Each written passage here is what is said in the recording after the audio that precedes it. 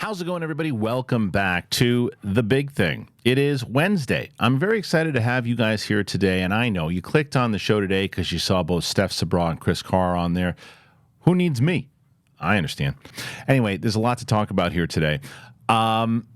Daisy Ridley, she's talking about this new Star Wars movie. She said she's excited for it. She said there's a new team.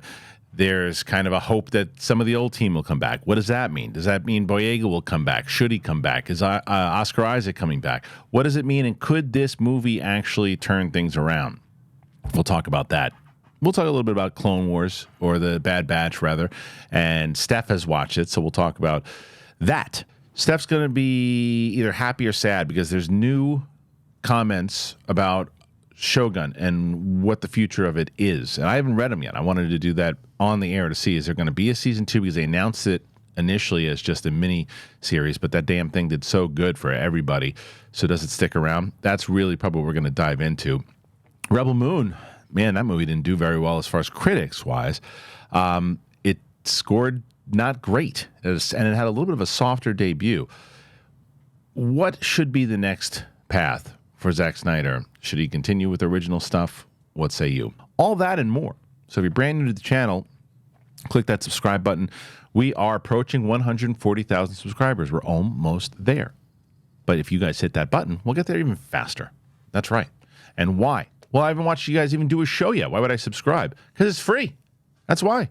And you get to watch Dum Dum talk to two wonderful ladies about a lot of great stuff, geeky stuff. And that's it. That's the sell. That's the pitch. So do that. Apple Podcasts, Spotify, anywhere podcasts are found. Let's get to the show. Enough with me talking.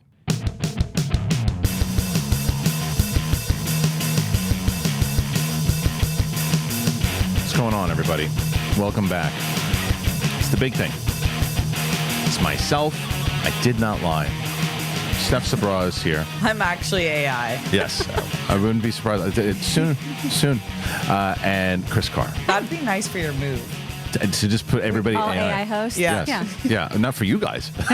No, send us in. We'll talk, but our bodies are. Oh, you guys actually will do like it'll Full look avatars? Yeah. So it'll be like a virtual show, but it'll look like you guys are in studio. Exactly. Like that great anime Belle. Did you guys see that? No, it's scary. Oh, it's stunning. It's stunning. It makes AI seem normal because it's just a nice, fun, like virtual world that you go to. It's great. You can be a singer. You can do whatever. Highly recommend. Okay. Yeah. Well, that was the whole. I mean, there's a couple of pro AI stuff more so than even the anti. We've seen the anti stuff. I just watched Terminator again recently, but Just to take notes. Just to take notes to get ready. No, what happened with Handmaids? Yeah, well, what happened with that was that I don't know how we came about it. We were talking about a movie we wanted to watch. My 12-year-old, she's getting to a place now where she can watch those movies. Finally, where I was for a time, it was like, okay, well, she's not quite ready for that yet. But she's watching Five Nights at Freddy, and she watched like I Know What You Did Last. I Know What You Did. What was it called? I Know What You Did Last Summer. That's how I was right. That's scary. Okay. Yeah, she watched that stuff. So I'm like, okay, if she's watching that at 12.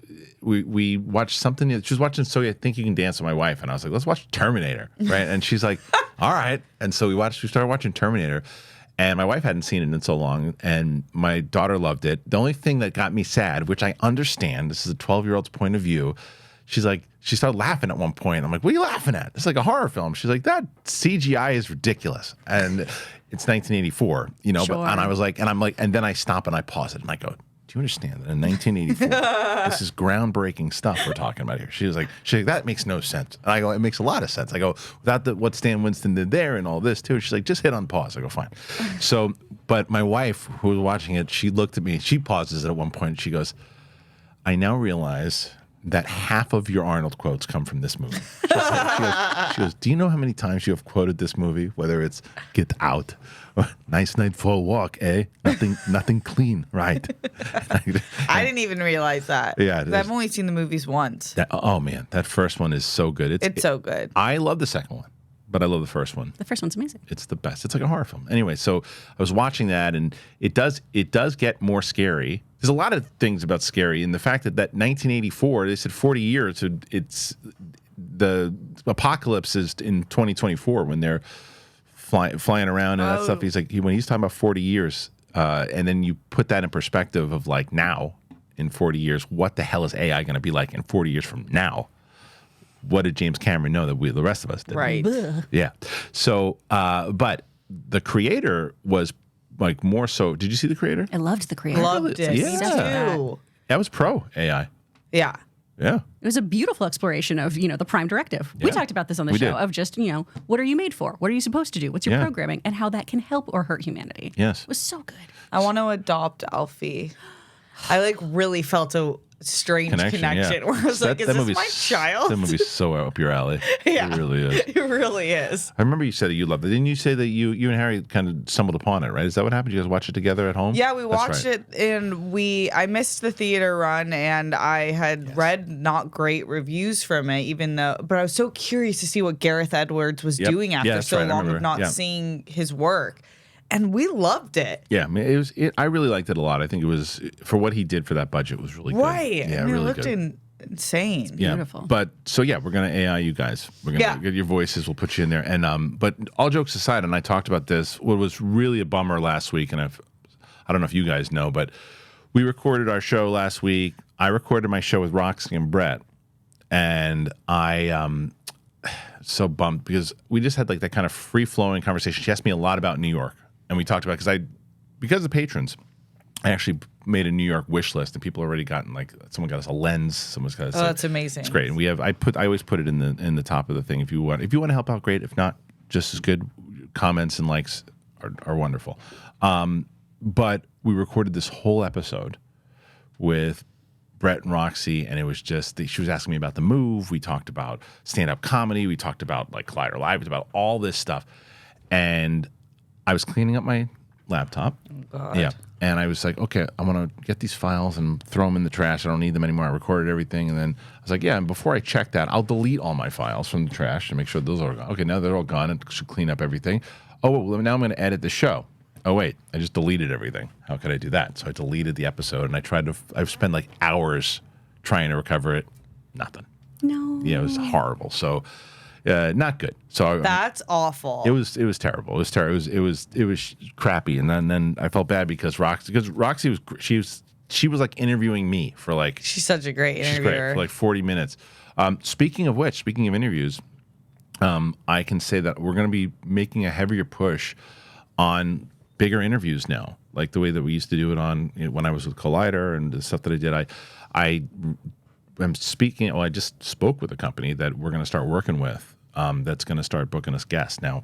That's awesome. When that starts, the goal is May, and I've talked to, and I actually put out a post last night to the audience, just because I was making a wish list and giving it to them because that's what they do, and the audience gave great suggestions as far as who you'd want to see me interview.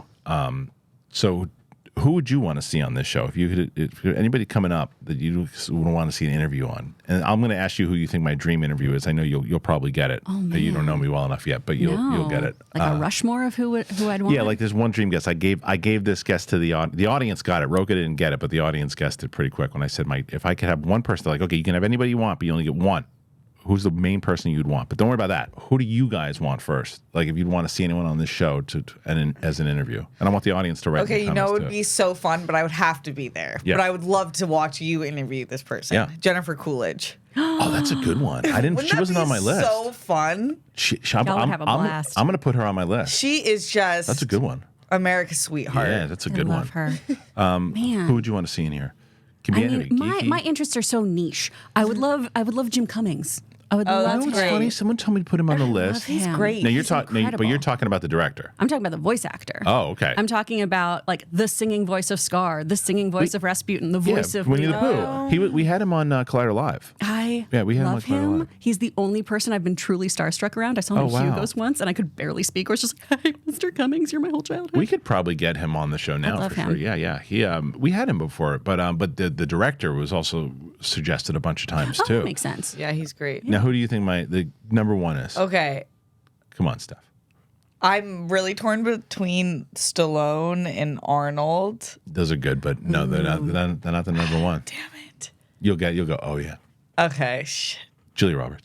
Oh. She'd be number one. Okay, She'd be that's number one. great. Really? Yeah, she'd be number one. For But, why?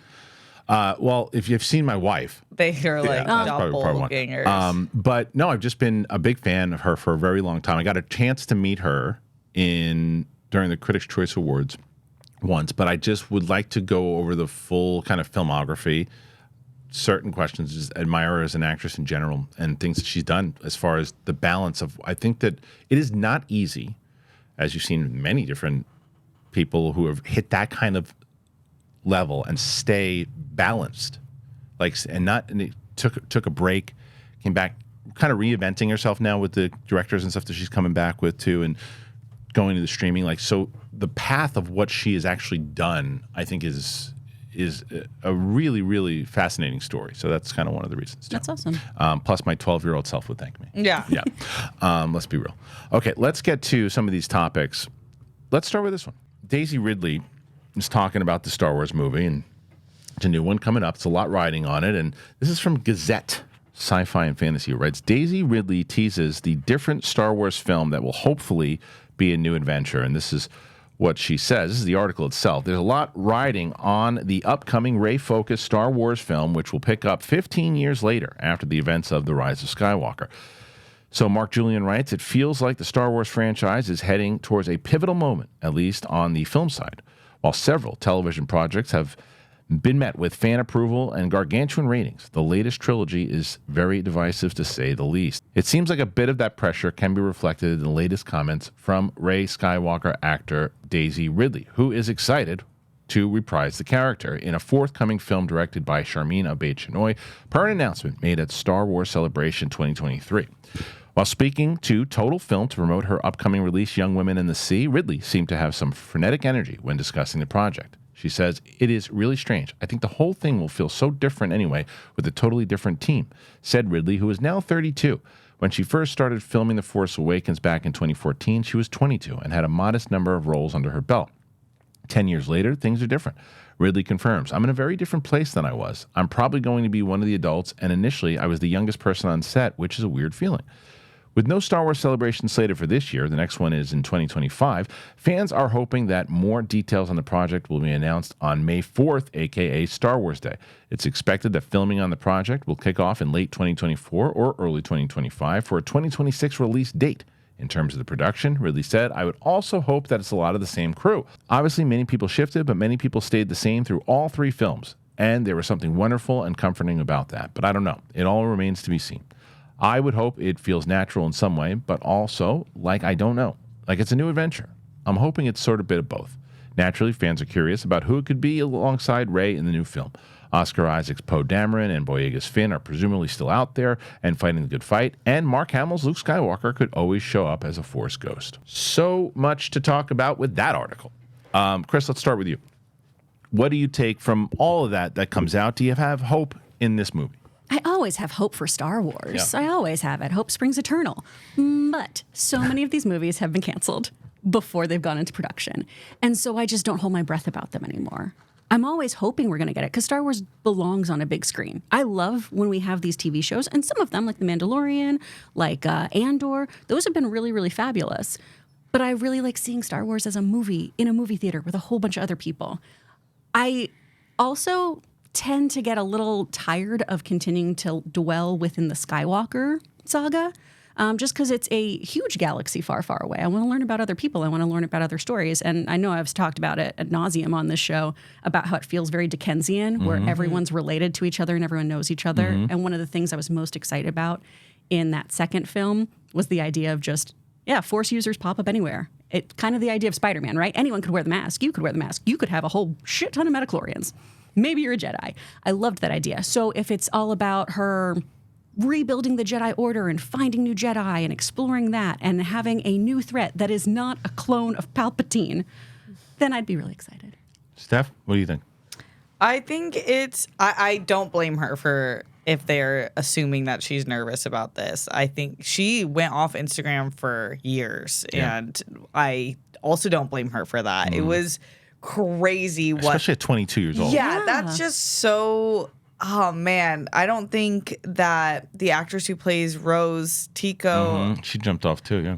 how am I forgetting her name? But I don't think she's returned to social media, and I also can't blame her for that. So there's a lot of pressure, but I feel like for her to take the project and them actually feels like this is really, really moving forward, and there's been continuous news on it moving forward.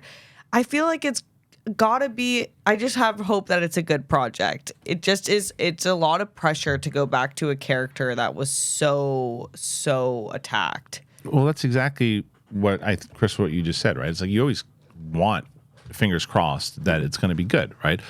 But as I've said, and it's just right now, as we talked about the sports team, they're just trying to get out of the last place, and they need to win. They need to put together a project. I do think that this one is far enough along that, because I've done videos about like, yeah, okay, this is announced, when is it going to get canceled? And I also think when you have movies like the Taika Waititi movie that's been floating around there forever, they just announced Patty Jenkins is doing it again. But when James Mangold's supposed to have a movie, those are the ones that I go, we'll see. This one is far enough along where they've already signed her to a massive contract. I think she's getting like $12 million to do this movie or whatever it is. Good job, Daisy. Yeah. I know. Yeah. So she's getting a lot of money to do this. So, of course, she's giddy. Of course, she's excited. And, of course, she's nervous because it's a big movie and there'll probably be a second movie. I'm with you in the fact that I wish, like, I didn't mind. I don't like The Last Jedi. And that is one of those movies that the more I watch it, the less I like it when it comes to as a Star Wars film. Because I don't agree necessarily that those movies, because it is a continuation of 7, 8, and 9. So I think it needed to be part of that Star Wars, that Skywalker part of it, because it was a continuation of that thing. But I do agree that when you get past it, that if you keep spending time in the same freaking era, it gets repetitive, it gets dull, right? I was excited for Lindelof's original idea that this, like the ideal type was the Helen Mirren was Rey. And it took place years later where she was like kind of like on her way out, like the Obi-Wan of the series at this point. That to me was more intriguing because you can really do exactly what you're talking about. Build out now. We're so far removed from the Skywalker stuff that you can do it. By putting it 15 years, I think you kind of still have to tie it in a little bit more. I think Luke Skywalker has to show up. Yeah. I think he's got to. I think the fact that in the same way that he's talking to Yoda in Last Jedi on that bench. Why isn't she talking to him? But I love the fact that they're rebuilding the Jedi Order because we never saw that. It was one of the things we were so excited for in the new trilogy. And you're like, no, let's do the same damn story we did the first time around. Everybody's dead. It's like, we did that already. Let's build the Order. The interesting thing to me is she said, I'm the oldest one now. So it looks like they're going with what they've been doing a lot of things. A lot of kids, whether it's Acolyte, kids, or younger. When I say kids, it could Like be teens. or even maybe 20 years old. 21 years old. So what do you make of those comments? I think that makes sense that she would be older than most of the people on set because she is going to be probably leading some sort of academy. Yeah. And so everyone should be younger than her. I do think it's far enough where hopefully I get what you're saying, like Luke should say something, but I hope it's quick and not the entire storyline is dependent on the connections of the Skywalkers. I don't want her to rely on him. Yeah. Like him being there to provide advice, show up to certain other Padawans, why not? Yeah. I want him to Obi-Wan. I want him to just, well, you always have had a thought about this. Trust your feelings. I want him to be that delightful little fortune cookie who just gives you the answer that's already inside of you. A nice quotable quote. Yeah. Hey, he sits on a log like Obi-Wan did in Return of the Jedi, and he goes, look at this trick. I can sit on a log. And he does that, and he has a conversation with her, and they have a breakdown to where they can, she goes for advice. She goes for these things because he's been doing it for 15 years. Him not being there would be odd. And that also, Finn, if they have to bring back John Boyega. They got to throw the tank at him as far as money-wise goes. Daisy Ridley being there is going to be the reason why he comes back. They're buddies. You have to because that story made no sense in The Rise of Skywalker. No sense. Do you think they care? At this point, I think that they do. And you do? And if Filoni is actually taking hold of this thing now, and there's no world where he thinks any of those Star Wars movies connected the dots. because you can look at what he does, regardless of how much I've been a critic. I think of him over the last few things that he's done. I do think he likes to connect the story of it all, and he's trying to do that in his television shows. I think he would do that here because it makes no sense that Finn would go, I got a secret for you. What is it? Don't worry about it. Don't worry. Right. Yeah. And then, Does it even need to be said? right. And don't worry about it. Yeah, I mean, it was in my dream world. He's like my fave character. They're either the best of buds or they're just like the cutest couple ever, and they're the leaders of the pack. Yeah, I think that ship has passed. Yeah, I know. But if he just comes in for a cool trick, that'll be good enough. But I hope that he's pretty intertwined in the story. He should be in the academy. He should be a Jedi like at this John point. Boyega is doing so many other things. It will be shocking, like pleasantly shocking if he comes. You don't think he's going to show up? I don't know. Okay. He has really Yeah. Star Wars. Yeah, I know, but I think that I think it most recently, It's kind of turned. I feel like he's softened up a little bit, and I don't think that's a coincidence. Well, that's what 5 years will do to you. It's also what your friend starring in a movie will do as Yeah. well. If she's Yeah. like, he needs to come back, I can get him to come back, but you're going to have to apologize to him for sure, and then give him some. Give him so much money and give him a little creative leeway here too. Yes. I think it has to be then what am I coming back to do? If Yeah. it's for me to just be like, hey there, Ray, boop, and then leave, maybe not so much. But if he has an actual wonderful intrinsic part in this film, then yeah. Yeah, I agree with you. It's like when you see, because he's been really in on the films that he's been producing and working with specifically in Netflix films. And I think that he has a lot to offer more than just being hell an yeah. actor. I really think he could make the character better and more developed in the way that it should have been. I agree. I think he should come back because at that point, 15 years, he's been training for 15 years. He should be one of the Jedi inside of the CAMEO. Or at least if he's not in it, you got to explain where he is. Right. I mean, you have to because you've already set up that he's a Jedi. Oh, no, well, he gave it up and now he's in accounting. It's like, what? Yeah. And as far as Poe, I feel like Oscar Isaac is not going to be that hard to convince to come back. And I think they were all over it. I think all of those actors were just over Star Wars. And I think that they were over it. Obviously, the fan kind of backlash is just like, why am I doing this? This isn't fun. Plus the fact you'll never get a real answer out of them. But I don't think that they liked all the miscommunication between the directors and the bouncing back and forth. We got this director, JJ's got this plan, and then Ryan's got this plan.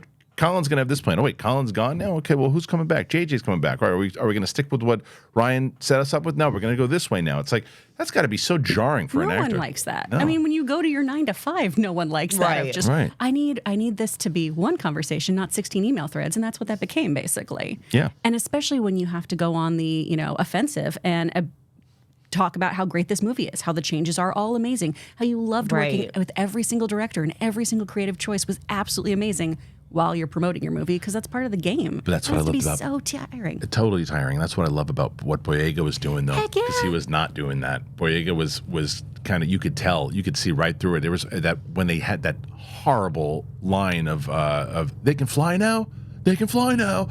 He goes, because he's a big Star Wars fan. So he's like, yeah, they were flying during the Clone Wars. He said that during like an interview, and it's like, and look, they're flying over the head right now. So anyway, I do like and I like Stephen Knight. He's putting together this script, so of course my fingers are crossed. But as I said with the Acolyte, and I said with everything else coming out with Star Wars right now, I'm going in like this, but I'm not going to have high expectations. I know. I hope it's like an Andor. I really hope it's like, oh, okay, cool. I'll check it out for sure. It's a Star Wars movie. I'll be there opening weekend. And then I hope it just knocks my socks off. Same. And then Daisy Ridley is just an iconic, like, stepping into it. She could be, and then that'll lead to a second film. Yeah. That'd be great. That'd be great. Okay, so before we go away from Star Wars, I didn't get a chance. I need to get caught up on Bad Batch, but Steph is caught up all the way through episode 14. I think I'm a few back, but Steph, tell us a little bit about Bad Batch. Go ahead. Okay. It's super dark, and wow. I like it. I don't know if you've gotten to the part where there's kids involved now, more kids than just Omega, and it breaks your heart. No, I don't think so. Okay, yeah. So it's gotten really dark, and they've brought back a character in a way that I'm not mad that they brought back the character. It's fun. So I'll tell you where I was, and this will be spoilers for people who haven't seen the series yet. Are you talking about Asajj Ventress? No. Oh, okay. Don't tell me that. So don't tell me who they brought back, because I saw the Asajj Ventress stuff. What'd you think? They didn't really explain how she's How'd alive. she grow back hair? Well, the hair. I think she had. But I think she had hair. I think she had hair in the book. Really? What they said, yeah, Because when you go for that fully bald look, it's hard to go back. it's been a couple years. I guess. And I think so. I mean, Demi Moore did it back in the day. But I think that Asajj Ventress. Yeah, they were like, well, they're going to explain, and they might have. I haven't seen past this episode. How many? Is she only in one? Mm-hmm. She only in the one where she's training? Yeah. They did not explain at all how she's still alive. No. And they were like, don't worry, we're going to explain it. No, they didn't. They had like a throwaway line that they thought they got rid of me or something like that. Stupid. But no actual that's why I don't read the explanation. books anymore. Yeah, I like her, so it's fine. And I think that she challenged it was a good episode. Batch. Yeah, in a way that was fun, but I totally agree where I'm like, this was unnecessary. They could have just met a new character. Could have been anybody, yeah. Yeah. But maybe it comes back at the end. But overall, though. Overall, I'm really liking this season. Best one so far. Best one so far. I'm intrigued every time I'm watching an episode. I don't doze off. I'm really into it. And then it's weird. We were just talking about this where the whole week goes by and I'm like, okay, it's cool. But then when I'm actually watching the episode, I'm like, I really like this show. I think they're doing a great job. Kris, you haven't had a chance to watch it yet. No, I'm not even out of season 1 because I genuinely keep forgetting about the show. Because when it was coming out, a whole bunch of people were just like, it's not really worth it. It's not really that great. And there's so much media out there. My dad is obsessed with this show. Oh, wow. He loves it so much and will constantly be like, did you watch the latest episode of Bad Batch? I'm like, no, Dad, I didn't see it. I was watching Baby Ranger this week. And he's like, knock it off. Watch something else. Watch that. You have to, I binged it. Don't do that. Okay. Don't do that. I'm very disturbed now, more so than I was before. But yeah, I need to come back to it because every time I sit down and watch an episode, I love it. You like it, It's super fun. Okay, so that makes more sense because when we were talking off air, I thought you meant this particular season. No. Because I probably would have been one of those people like, it's fine. So would Steph, because we talked about like the first season, it was fine. The second season, I thought it has gotten better every season because the second season, The whole first half was like fine, and then the end ended strong. And it's like when they focus on the story in this show, it's fantastic, and it seems like season 3 is focusing on the story. full story. And it doesn't seem like there's like these little side missions and stuff as much. It's a full story, which I really appreciate. We have a singular goal that's been the goal the entire season, with other things added, but in a way that makes it feel full and not just like, oh, okay, we just needed another episode. Yeah. So how about you guys? Have you been watching Bad Batch? Do you like it thus far? Put your comments in there. Tell me what you think. All right, before we go to our next topic, I want to take a quick break. Here you go. Golfers, you know that PXG is on a mission to create the most high-quality, high-performance golf clubs in the game. Well, they're bringing the same passion for excellence to their new line of apparel, and I gotta say, they nailed it. I told Riley about this. Riley lost his mind. Riley was in the depths of having a new baby, but he was able to get some golfing in. I don't know how he did it, but he did it. And he loved it. He told me all about it. It was made with premium materials and technology designed for peak performance. These confidence-inspiring looks invite all-day play, taking you seamlessly from the course to the office to a night in the town. From golf trips to romantic getaways, these dynamic pieces add versatility and standout style to every event. PXG apparel has something for everyone. Pants, polos, sweaters, hats, quarter zips, joggers, jackets, skirts, everything that you want. I got this hat and this shirt, man. This shirt is slick. Love that shirt. It's my color too. I like that. So they're really comfortable. You guys know I like my hats. I like my black hats, and I like this hat. It's very comfortable, and I dig it. You'll see me wearing it a lot. It's great because they're designed for the course. They block out the sun. This shirt is really comfortable and perfect for the course. You can even wear it out. I will have meetings with this. I'll go to breakfast with this. Elevate your style game on and off the course with the PXG Spring Summer 2024 collection. You got to go to pxg.com/thebigthing. Again, pxg.com/thebigthing. We got to use that code, thebigthing. Get 10% off of all apparel. My golfing friends are losing their minds over this stuff. They're already using the code. You will too. So one more time, 10% off. Go to pxg.com/thebigthing and use that code, thebigthing. As we get older, I'll tell you, the bidets. Oh, I love the bidets. I wish I got introduced to the bidet a long time ago with Tushy, and it is so what an invention. What an invention. At first you sit down and you want to feel classy. You want to show some class. You show some class by getting the bidet on your. I'm not gonna say it. I could have rhymed, but I didn't. It's lovely. It's absolutely lovely. So let me tell you a little bit about it, because the next time you're sitting down on the toilet to squeeze out a big baseball bat, I'll tell you what happens. Hello Tushy wants you to remember one thing: the time that you're spending scrolling on your phone, it's not giving you peace of mind. You know what it's giving you? Hemorrhoids. That's right. Men spend twice as long in the bathroom. This is fact. I go into that bathroom sometimes for peace, but I wind up sitting trying to get some business done. And it is the one leading cause of hemorrhoids is prolonged sitting on the toilet. That's right. If you wipe with toilet paper, it's only going to irritate your butthole. That's what it's going to do. The Tushy, it cleans your butt with a targeted stream of fresh water, eliminating the need for painful wiping.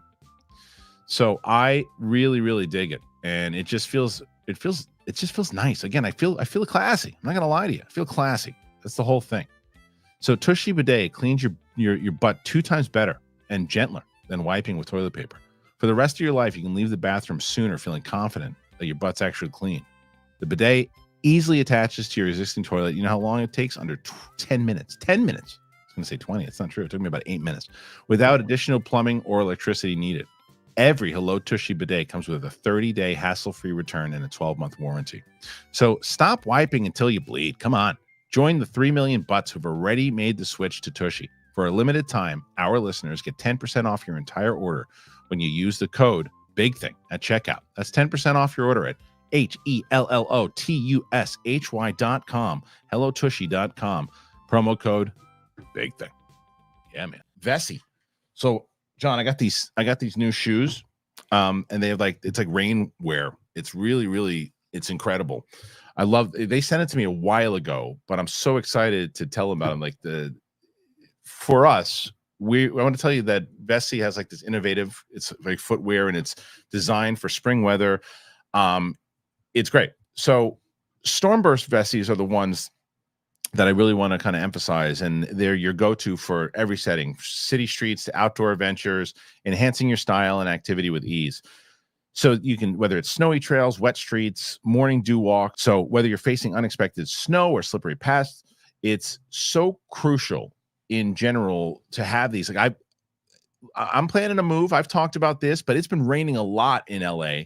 And I've been wearing my VESSIs everywhere. And you guys seen it. I've been wearing the one hoodie that I have that they sent me. I love it. It's one of my favorite things. I love these hoodies. I've worn it on in so many different videos. They have all-weather, all-occasion footwear from beach days to snowy commutes. They have so many different things. You should elevate your spring wardrobe when you travel with VESSI's Stormburst shoes. You can discover more at vessi.com/bigthing. Get your pair today and get an automatic 15% off your first purchase at checkout. And be ready to step out into style. It is great stuff. I love VESSI. I really, really enjoy VESSI. All right, I want to thank our wonderful sponsors here today, both PXG, Tushy, and, of course, VESSI.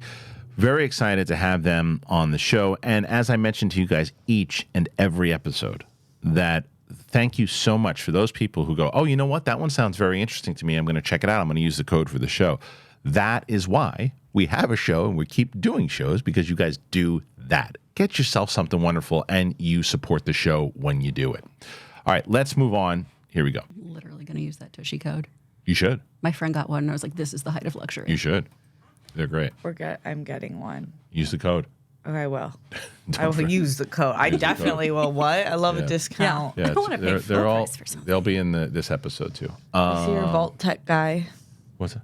Your Vault Tech. Oh, this guy. Yeah. Did you watch the show? Yes. I haven't watched it yet. I only watched episode 1. It's so up your alley. What are you doing? Did you play Fallout, though? No. Okay, neither did I. And my husband was like, they're relying too much on it being Fallout. And he didn't like it that much. And I was obsessed with it. I was obsessed. I loved it. Obsessed. We're having a whole debate on, because this is what we talked about last week, but it became it was something we discovered that we were talking about, and it happened at the end of the show. I'm going to start tomorrow's show with it. What's the better show of the year, Fallout or Shogun? There's no question. To me, it's Shogun. Okay. But the fact that it's so clear Fallout is number 2. And in any other year, Fallout would have been number 1. But that's just how good I think Shogun is. Okay. Well, Man. we're going to have that whole debate tomorrow, man. We're going to have that whole debate tomorrow. So join myself, Roxy, and Brett. But speaking of Shogun, let's do this. All right, let's talk about Shogun because Steph loves it. Everybody loves it. I've now watched 25 minutes of episode 1. It's better than 5 minutes. So FX's Shogun wrapped its 10-episode run the other day, and it has been an astonishing success for the network. It had FX's most viewed premiere on Hulu with 9 million views, and it has received universal acclaim, snagging a 99% on Rotten Tomatoes, 9 out of 10 on IMDb, and the second best Metacritic score of the year thus far. As the series is a complete adaptation of James Clavell's famed standalone book, it's designed as a limited series, and thus a second season isn't planned. Speaking with The Hollywood Reporter, series masterminds Justin Marks and Rachel Kondo say they're constantly being asked about a season 2, even though there's no plans and no idea what kind of story they want to tell. Mark says, how do you even equal the roadmap that Clavell laid out? I don't know if it's possible. I don't know if Clavell could have done it either. That's probably why he moved on to other books too, right? He knew what he had done. Yeah, it's a tough one. He adds that even the seasonal anthology route of shows like American Horror Story and Fargo doesn't work for this material. It's tough because in Fargo, you're still telling different threads of the same place, whereas Clavell's The Asian Saga goes all over the place for good reason. So it's hard. You're not actually building off the same language in that same way. The acclaimed series, which Kondo says took 5 years to get made, centers on the collision of 2 ambitious men, an English sailor who is shipwrecked in Japan, and Lord Toranaga, a shrewd, powerful Japanese feudal lord. Okay, so I'll start with this because I've told this story a billion times over the course of my 12 years, but I'll tell the condensed version of it. When I was working on He-Man, Masters of the Universe, I found this script, which if you know what Turnaround is, it was in Turnaround from John Woo. The script was terrible. I took it to Susan Downey. She's like, "What? This is a terrible script." I said, "I know, but the premise: science meets magic, Lord of the Rings meets Star Wars." She said, "I don't know. You got to get a little bit more to it." So I went to a few more people. I started working with my friend Naveed Makilarji on it, but then I said, "Okay, I'm going to have to go outside, try to get the financing side through like the Village Roadshows." My friend at Village Roadshow said, "I get this, but I don't think so-and-so who's running it is going to get it, so you got to go somewhere else." So I go to this place, Legendary. This place, people know Legendary. So this particular guy who was working there, me and Riley started taking meetings with him for weeks. And he's like, "Yeah, I'm into this. I can get this passed for sure. I know this will work." Out of nowhere, he goes, "Oh, yeah, we're doing Conan now. We can't do this anymore." Out of nowhere. It was like so sudden. I'm like, that was weird. I'm like, whatever. So my friends were working on this. I had got my buddies Matthew Jennison and Brent Strickland. I had gotten them representation because they wrote a great Wonder Woman script. Their script was so good, Warner Brothers bought it, and they kind of moved Joss Whedon off of it. And they were like hot at the time. So I'm like, let's work with these guys and put together this thing because they get it. So we're in the middle of an office meeting working with them. We get a phone call from Naveed. I mean, Naveed was the producer to Naveed's office. Phone call comes in, and it's Justin Marks' agent. And he's like, "Justin found out that you guys own, or have the rights right now to He-Man, want to do the movie." Well, he just put together a whole pitch with Legendary's guy, who was the guy who said, "We're not doing this anymore." Oh. And that guy basically ripped off exactly what we wanted to do. Justin had no flaw in this. Justin's fantastic. I've met Justin many times over, and I always preface this by saying that I'm a massive fan of Justin Marks. I think he's brilliant. But he didn't know. He just got brought this thing by this guy who told him.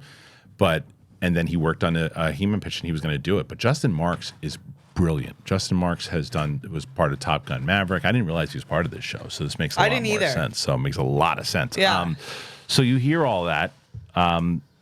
Does it make sense? Obviously, you're disappointed, but does it make sense? Oh, yeah. I mean, in their defense, they've done a very good job of being like, this is a one-season, start-to-finish story. And so I've kind of always had that in mind. Do I think that they're going to expand because it is such a blowout pop culture phenomena now? And I feel like there's like random people that are like, "Wow, Japan's cool." And I'm like, "What do you think Star Wars and everything is? All the costumes in Dune." Like, it's all from there. So there's so much rich stories to tell. But I do love how they intertwined Portuguese and English history as well. I think there's something really cool about this team being a mix of Japanese and American people that are creating a really cool story. So I'm sad. I think there's a lot to explore, but I do think that I would trust this team to maybe find another story. There's so many great historical events that have happened across time, especially in Japan. So why not? You know what I would have liked to seen them tackle, because I think a show that was ahead of its time was Rome. Oh, yeah. Because Rome is like built for a streaming series, and ultimately a lot of actors that were in Rome transferred over to Game of Thrones. Like, it was Game of Thrones before Game of Thrones, except for the Roman history. But what I believe, and people can correct me in the comments if I'm wrong, but what I believe was that show was the first season was, and this is in 2005 or whatever it was like $120 million season. That's a big number back in 2005 for a full season. It might even be more than that, but that's a big number. And they really chronicled the history that they were going after in season 1. But in season 2, they condensed all of like a major time periods of Roman history into season 2 because they knew they were ending it. And it was like, here's everything. And like, whoa. Rome could have went 12 seasons easily, from the start of the Roman Empire to the fall of the empire. I'd love to see these guys retackle the sick. Roman Empire. That'd be really cool. So overall thoughts on all of this. Have you watched Shogun yet? I'm 3 episodes down on Shogun. Okay. And again, watched Baby Reindeer, and I watched both Rebel Moons. Because we'll talk about that too. Shogun's really intense, and I have to be really, really focused. So maybe we'll try this show that a comedian wrote about a stalker. Amazing. Foolish, Kris. Yeah. It's so good. I don't want to detract from that, but man, like I had to take several laps afterwards. But I've really enjoyed what's been presented so far. And to your point too, Steph, I love the history that's woven into this story. There's a lot of congruency between this and Blue-Eyed Samurai. I love Blue-Eyed Samurai. It's so good. It's so good. And to not shy away. That's animated, right? Yeah, it's anime. Netflix is killing it with its animes. And to not shy away from the brutality of these things, to have the actuality of, how the Catholic Church affected things there, how the Portuguese traders affected things is really, really interesting. And I love those kind of stories. I did actually buy the book of Shogun too after seeing this get announced, because I got really jazzed about everything. So I need to read that too. But I'm excited to keep diving into it. And I'd love more if it's as great as these first 3 episodes are. And if you're saying it's the best show of the year, I mean, she's not the only one too. There's a lot of people that say exactly that. And so what I've seen so far, I dig. It's just what I was. You just haven't gotten. Well, it was more so. I told you there's a frustrating thing that I do that I admitted is I did it with Severance, and I did it for a second with Shogun and realized how stupid I was being. I turned it on, and I was tired, and I watched it. I was watching it by myself, and I watched the beginning. It was a boat scene. I'm like, this show's overrated. And it was 2 minutes into the show. Right. I'm like, we never go back to that kind of vibe. I said to myself, you're being an absolute asshole face right now. And I stopped it. But when I talked to Roxy about it, and I'm curious if you feel the same, because I don't know enough about the show yet, but she said there's a love story that's involved that's very much kind of similar to like Outlander and stuff too. I haven't seen Outlander, but there is a romance that is really different and beautiful. So that was what I sold my wife on, and she's like, all right, well, let's watch it. So we had a very exhausting day. At one point we turned it on, and she's like, I feel like I'm going to like this show, but she's like, you have to pay attention. She's like, and I'm not right now because I'm just, my focus is off. So let's take a break. And I was like, 20 minutes in, I'm like, okay. I was like, you're right. But like, because this is the thing that I shouldn't have pitched it to her, because I was literally that day going to turn on the camera, watch the episodes, and knock out like 4 and put them all up. But I was like, let me see if my wife wants to watch it now that I have this Outlander pitch. And she said yes. And now we're probably not going to watch episode 1 until we're like 7 months into living in New York. Yeah. So that's okay. Yeah. And no, it's not, Steph. I know it's not, but what do you want me to say? I like don't know what are you doing, like a move or something? Yeah, but you've been telling me you told Fight me your wife. Pick this battle. Right, I told you since before it even came out. No, before even the trailer came out. I was like, this is up your alley. I don't know what's happening. No, you did. You absolutely did. And every time I'm like, I got to watch this. Like, how many times I told Steph to watch something and she has, right? And I haven't done it. So, but I watched Three Body Problem in 1 weekend for you. I still haven't finished that show. Oh my god! Oh my god! I know. It's not easy, guys. It is not easy for my schedule. What I'm trying to tell you is that it is not easy. Like if I have this, if I'm going to watch something back here, I can. Right now, this office is in shambles. It's hard for me to watch anything. But I've got to get everyone on board in my house in order to watch something, because it's like I don't see any of my family until I go inside, and then we're putting the kids to bed. So if I get some time with my wife, it's like 8:30. We got to pick something to watch. If we're tired, we ain't watching the whole thing. We got to pick something to watch, and we got to be on the same page with it. This is why people watch American Idol.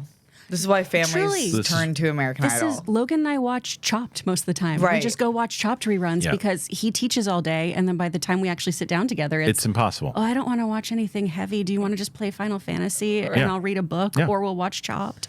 Do you know? You know what's bizarre is that So on Mondays and Fridays, I can. What I'll do is because people are like, why don't you just spend some time and watch by yourself? And most of the times I don't do that because I'm like, I just want to go to bed.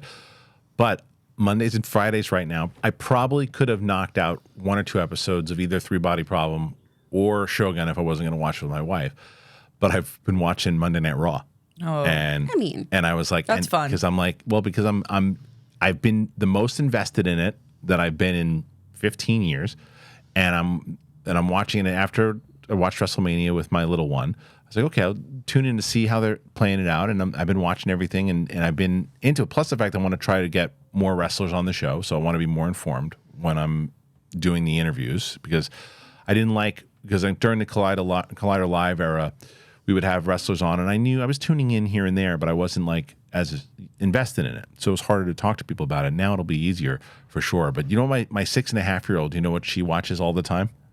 Is It Cake on Netflix? Oh. She loves it. That's fun. She loves that show. It is crazy. She loves that show. I lose half the time. Yeah, Mikey Day hosting that show. I love Mikey Day. Me too. Yeah. That's great. He's a solid cast member. He is I went and saw Beetlejuice the musical with my little one, with my oldest, over the weekend, and one of the main cast members, the guy who plays Alec Baldwin's role on, he looked just like Mikey Day.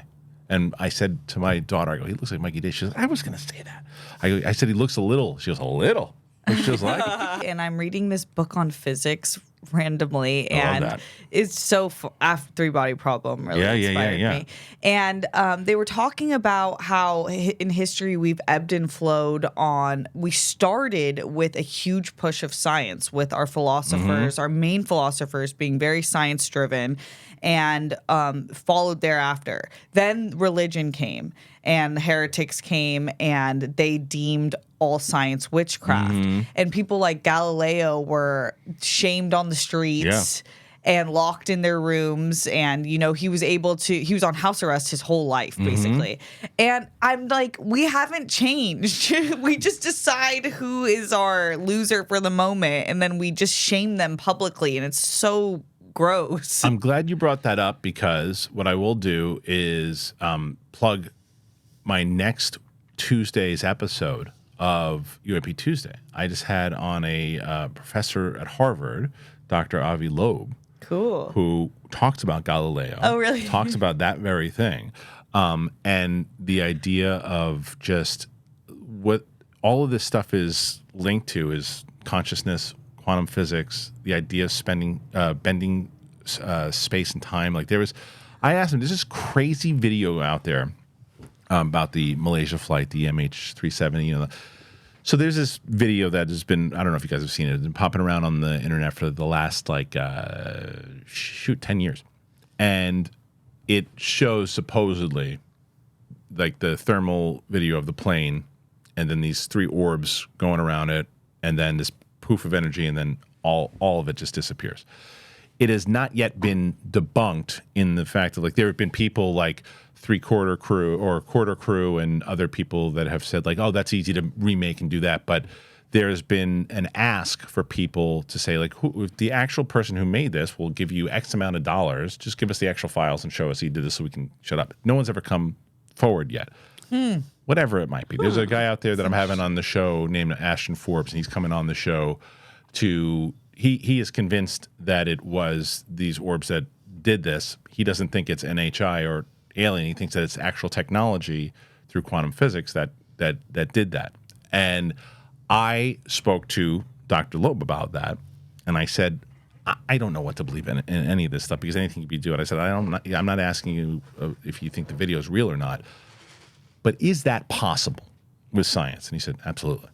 And I was like, whoa. yeah. Those are the best conversations, though. Ever. Whoa. I love that. When I can't wait worked to watch. at Space Center Houston, we would do all of that with the kids. Yeah. Of just talking about how, like, you theoretically could do time travel. If you have enough mass, you can warp space-time, right? You can do all these things. I love that the answer is always, it's possible. Yeah. It's possible. Great. It's so fun. It's the science of it in the way that you should see it. But the video is wild. The video is wild. And it's, you know, my first thought is, of course, it's not real.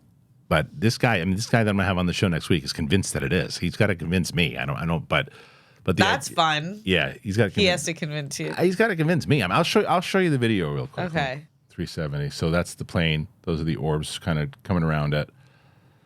You see this right away, and you think, oh, this could be CGI, and someone just made this anyway. Right. And then that. And then it goes. Does he have any theories on what the orbs are? He thinks that it's something, the technology that the anti-gravity that was kind of put together that the government had made that did that. And it's obviously very controversial and it's, but the idea, I just want somebody to say, here are the files. We did that. And some people say that has happened, but Ashton says it hasn't happened. So I'm fascinated by the conversation in general. Yeah. But if you watch that Netflix doc on that flight, there's no answer yet for what the hell happened. They'd be like, oh, they found debris. No, they didn't. It wasn't actual debris. They even say it in the documentary where it was like it was pretty much planted there, the debris that they found. It's watch that documentary on Netflix. Like that. It doesn't play with this stuff really. There's like as I said, this guy doesn't, he's like, yeah, there's theories that it was like aliens and stuff. He's like, no. But there is technology out there that governments, our government, other governments have that we have no idea works. And that guy Avi Loeb said the same thing, where he believes that there are certain companies that have technology that are playing with time and space and that can manipulate energy. And oh my God, it's wild. It's crazy when you think about it. But it's the science fiction nut in all of us too. Going, right. That's cool. Yeah. I don't know what to believe, what not to believe, but. Anyway, that's the kind of cool stuff we talk about on Tuesdays also. So we just had on Jesse Michaels on the show. If you want to check that out, that's available now. All right, before we move on to our next topic, one more break. Here it is. All right, guys, this episode is brought to you by BetterHelp. So BetterHelp, I've been telling you guys about BetterHelp for a while now. We've had a lot of people that they've been helped out by. So this is why the big thing is sponsored by BetterHelp, because what's the first thing you need to do? If you had an extra hour in your day, would you go for a run? Would you take a nap? Would you read a book?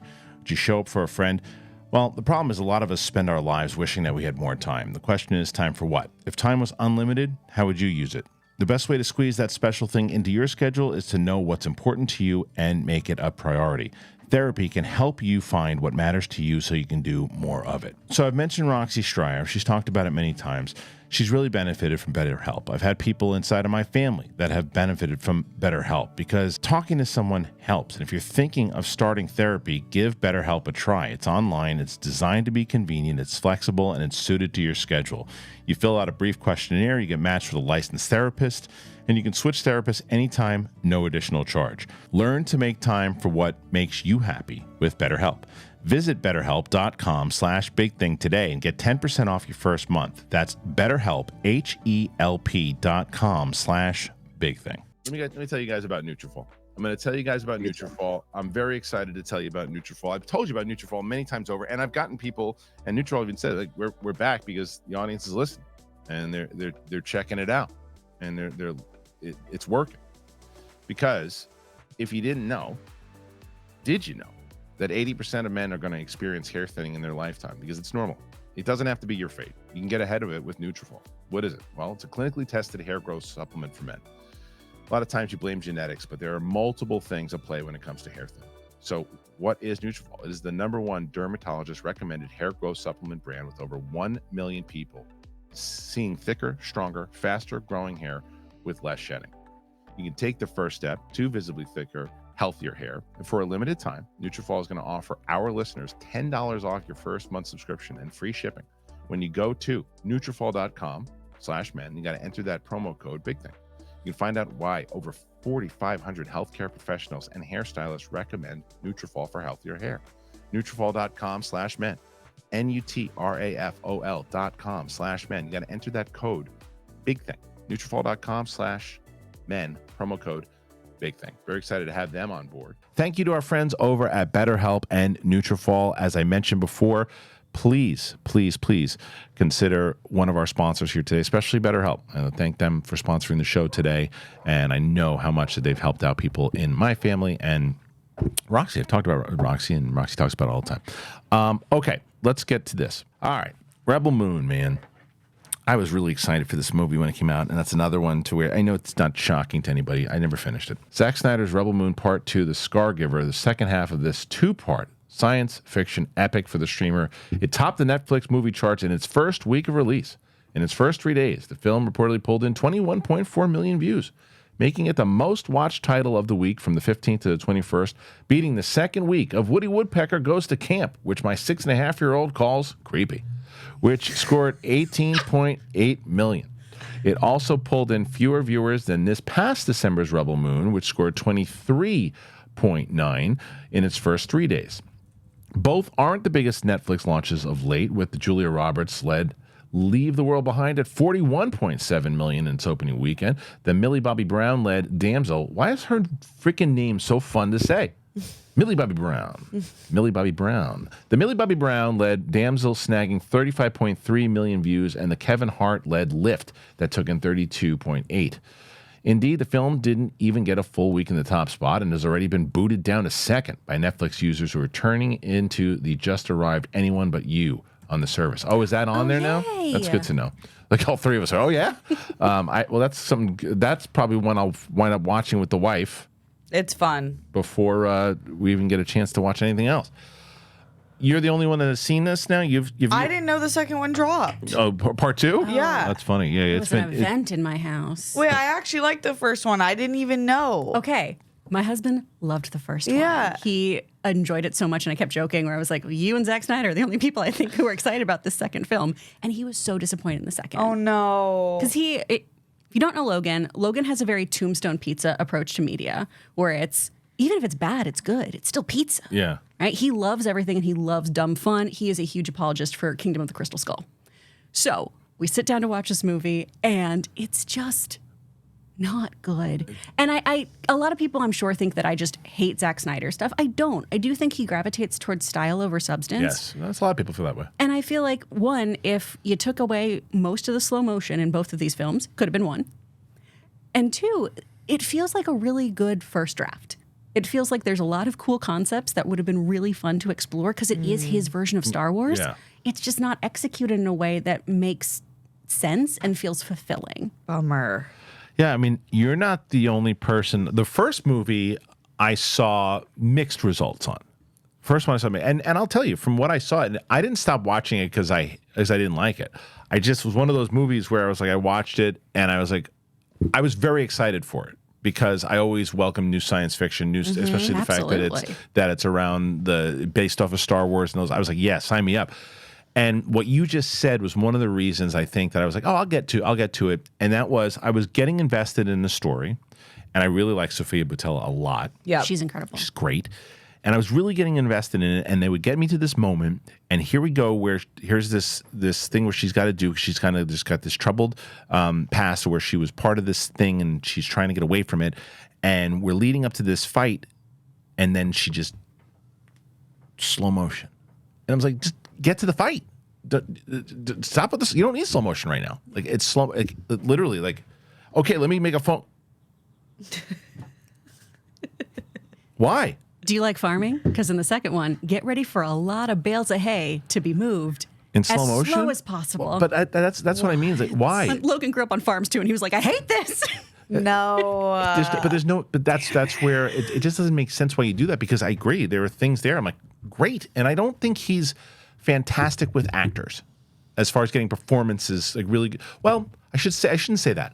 I should say that maybe he doesn't cast the best actors all the time for the roles in there, because Sophia Boutella, fantastic. I think who plays the villain? Ed Skrein? Ed Skrein. How do you say his name? Skrein. Okay. Yeah. He's great.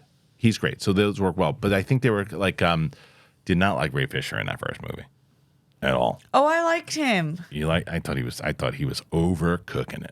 I liked him. I think I liked him because I didn't realize it was Ray Fisher. I think if I had gone and being like, that's Ray Fisher, I might have been on your side. But I was like, oh my God, that was Ray Fisher? Yeah, I was today years old. This moment is when I learned that. Yeah. You didn't realize that was him? He Okay. looked fine with longer hair. Okay, you didn't mind him in that? No. Okay. It's very Kravitz I thought he was overcooking moment. it. I thought he was overcooking it, but apparently that's just me.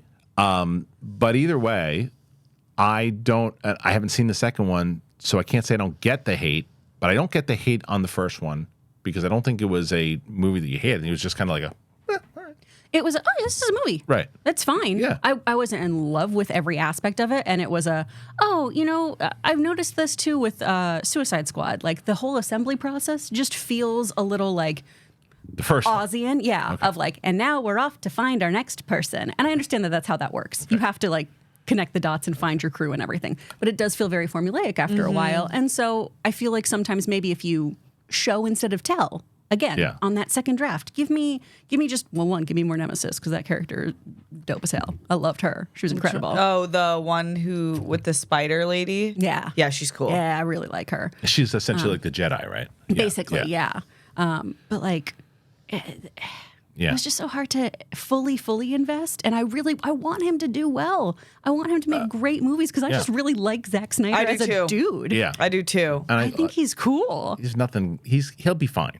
But I think that what he needs to do, I mean, look, because the ratings are still the ratings. Yeah, they lost some ratings in the second one, and the critics aren't kind to him on this one. But it's still a success Definitely. It's like 40 million views on two movies.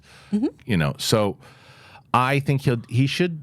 I would like to see him do something. I used this example the other day. I think Guy Ritchie has kind of reinvented himself, right? He's done some, like, because there was, at least to me, there was a time when I would see a Guy Ritchie movie and I'm like, it's the same style for every damn movie he does, and I'm just like, I get it. It's quirky. It's the same thing. You're not switching it up. And then he went through this run where he did. Well, first of all, I had no idea that you can't tell his style really at all in Aladdin. I mean, if you really look at it, you can see it. And I liked the Aladdin remake. I think it worked fine. But it was the other stuff. It's the Covenant. Which, did you guys see The Covenant? No, I haven't seen Did you like that it? one. I did. I really like The Covenant a lot. I'm watching The Gentleman.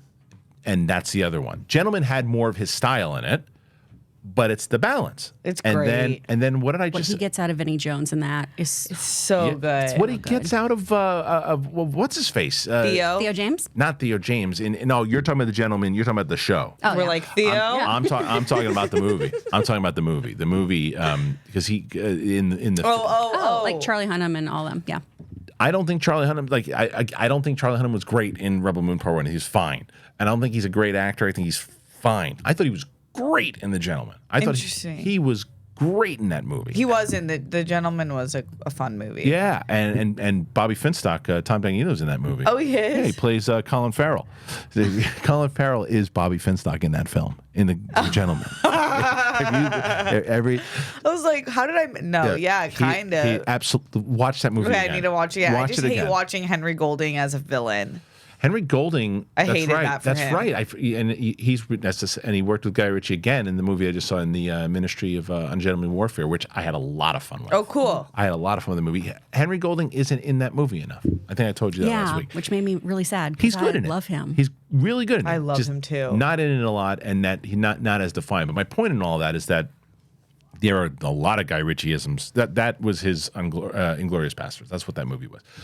And there's a lot of Guy Ritchie's, but he goes back and forth and he switches things up. I'm like, oh, okay. You can see it inside of the that movie, the Ministry of Ungendered Warfare, that there is in the way that like a Spielberg would approach a World War II movie or something else, there's moments where you're like, oh, if he would have continued down that route, and kind of the way that he does in The Covenant, he goes in a very serious military movie. There's no Guy Ritchie, like he's not trying to do a fun movie there. He's trying to do a serious war film, and you can see he can accomplish that.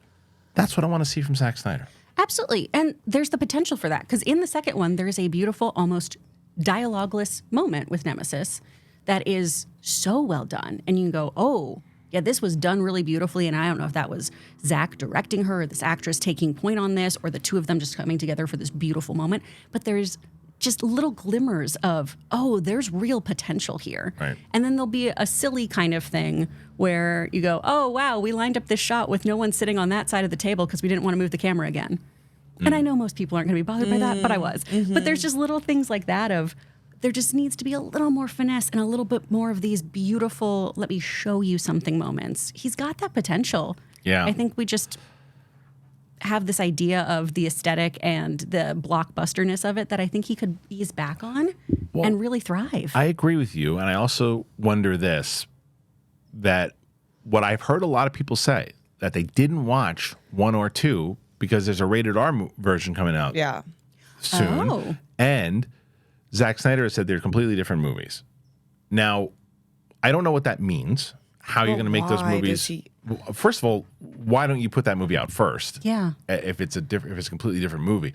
Do you think that will that have any difference, and will a rated R version, will it have these kind of numbers, or will people like, no, I saw it already, rated R version ain't going to do anything for me? My only thought on the rated R there is, okay, so you don't really see much like Star Wars. You don't see people, when they're killed, have the blood splatters or things like that. And it's because it's all, pew, pew, lasers, hey. Maybe this has a ton of blood splatters. Maybe it's really gory. I think it's sex. Okay, because there is that, but in a very chaste sheets above you kind of thing. So maybe that's more graphic.